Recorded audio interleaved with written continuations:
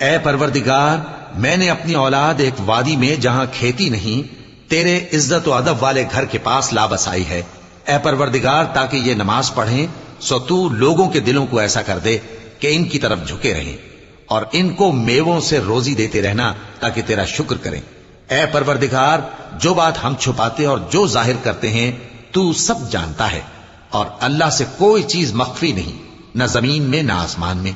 अल्लाह का शुक्र है जिसने मुझको बड़ी उम्र में इस्माइल और इसहाक बख्शे।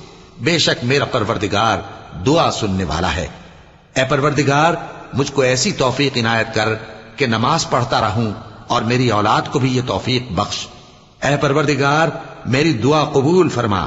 ए परवरदिगार, हिसाब किताब के दिन मेरी और मेरे माँ बाप की और मोमिनों की मगफिरत कीजो। और मोमिनो, ये ना समझना कि ये जालिम जो काम कर रहे हैं अल्लाह उनसे बेखबर है। वो इनको